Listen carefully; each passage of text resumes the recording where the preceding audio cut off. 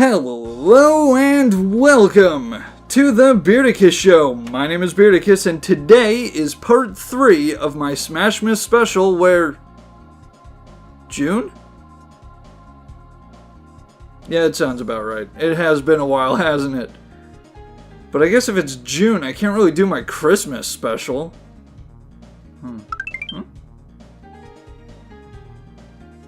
Oh, I got an email from Nintendo. Hey, cool, I got into the closed beta for Mario Kart Tour. That's what I could talk about. Oh, but before I begin, it's probably important that I tell you that Nintendo was very clear. I'm not allowed to post any videos or screenshots of the gameplay of this game. So, I'm not gonna do that. Instead, I'll probably just put up, like, random clips of other Mario Kart games. Maybe they'll be relevant, I don't know. I haven't edited the video yet, so I couldn't tell you. But, yeah, other people have already leaked footage of the game, I'm pretty sure, so if you really want to see it, you can find it if you look, but you're not going to find any of it here. Alright, now let's get right into the game. First and foremost, this is a gacha game, so the first thing it's going to do is give you one free summon, like a drug dealer. The first hit's free. Alright, let's see who my first character is. Now, I'm not going to get my hopes up for Luigi. I just really hope it isn't Wendy.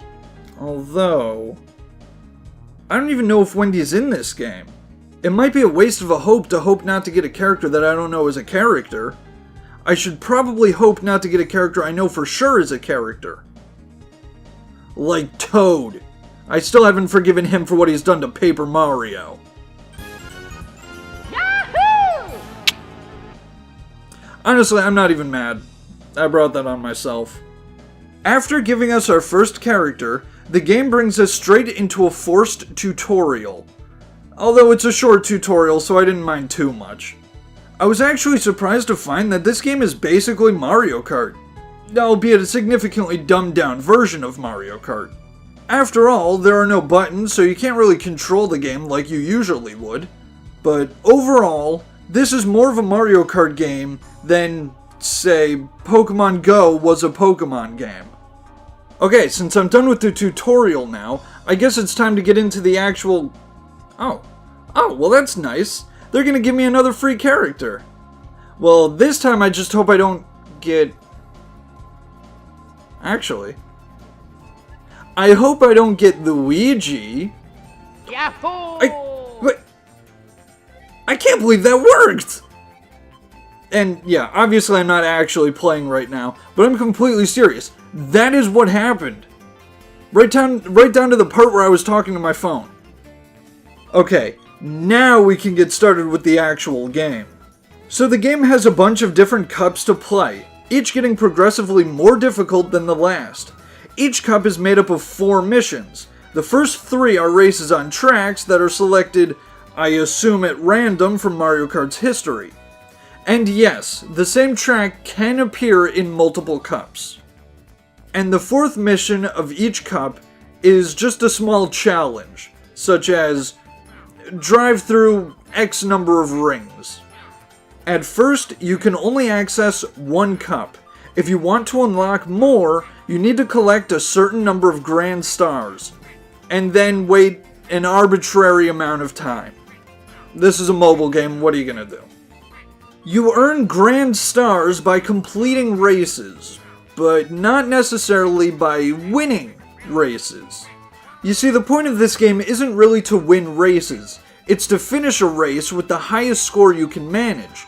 After each race, you are awarded up to 5 grand stars based on your score. It's entirely possible to get 5 grand stars without winning, or more likely, to win without getting 5 grand stars. Remember when I said that each cup gets progressively more difficult? Well, this is where that difficulty comes from. It's not more difficult to win. The score thresholds for grand stars just keeps going up, which means it's harder to get 5 grand stars per race, which means it's harder to unlock future cups. You may be wondering, how do I even earn these points? Well, obviously winning nets you a fairly hefty amount of points, but you also get points for pretty much everything. Going off jumps, hitting opponents with items, showing up. That's right, you get points just for showing up. You see, each character, cart, and glider have a certain number of points that they automatically add to your score whenever you play as them. And the more you play as them, the more points you get for playing as them. So you might be thinking, well, then I'll just pick my favorite character, cart, and glider and only ever play as them. And yeah, there's some logic there, but you seem to be forgetting one thing. This is a gacha game, which means obviously it's going to have to come up with some clever, underhanded way to encourage you to play as other characters. So how does it do that? By giving each track a plus bonus to a handful of characters, carts, and gliders. Or a plus bonus, which is the same thing, but, more. In other words, if you want a high score, you kinda need to get lucky with the gacha cannon and hope you get the right character, cart, and glider. But even then, each of those elements can be leveled up to get even higher bonuses to their scores. And I'm not talking about the one where you raise the score by playing the character over and over. There's actually a separate bonus that you level up by drawing duplicates of a character that will multiply your score on that character's respective plus and plus tracks. In other words, if you want to get the highest score possible, you need to play on a track where you have the corresponding plus character, plus cart, and plus glider. And all three of those elements have to be level 10. In other words, this game relies a lot more on the luck of the gacha cannon than it does skill. Oh, and just in case the built-in score bonus wasn't enough, there's actually a secondary bonus to utilizing the plus and plus system. If you play as a plus character, you'll actually get an extra item slot and get 2 items at a time from item blocks. If you play as a plus character, you get 3 item slots and 3 items at a time. And if you manage to get 3 of the same item at the same time, something that's only possible with a plus character, you'll get an item frenzy, which basically means you get a bunch of bonus points, you get a star power, and an unlimited amount of whatever item you got 3 of for the duration of that star power. On a side note, most item frenzies are pretty stupid, because in order to steer you have to slide your finger back and forth on the screen, and you have to tap to throw items. So trying to do both at the same time can be a little confusing and hard to keep track of. But there is one item in this game where that's not an issue. The bullet bill. Because when you use a bullet bill, the bullet bill steers for you, and you can just focus on using your items. But you might be wondering, wait, what would using multiple bullet bills even do? Nothing. Which is why a bullet bill frenzy uses bullet bills as weapons. So while you're a bullet bill flying forward really fast and taking all the turns perfectly, you can also tap the screen to fire bullet bills at your opponents, and it was actually a lot of fun. On a related note, I have also been targeted by a blue shell frenzy, and that was significantly less fun. But there's one more aspect of the races that I want to talk about, and that aspect is the opponents. Are the opponents? Is right? Right? Whatever, I'm going to talk about the opponents now. I really wish I could take a screenshot. It would help me illustrate my point. But I can't, so instead I'm going to take a screenshot, and then I'm just going to describe it to you. Okay, now close your eyes and imagine that you see a list of Mario characters with their names next to their faces. Those names being not Star with 2 R's. Then there are some squiggly lines, Japanese characters I assume. I'm not sure how to read that one.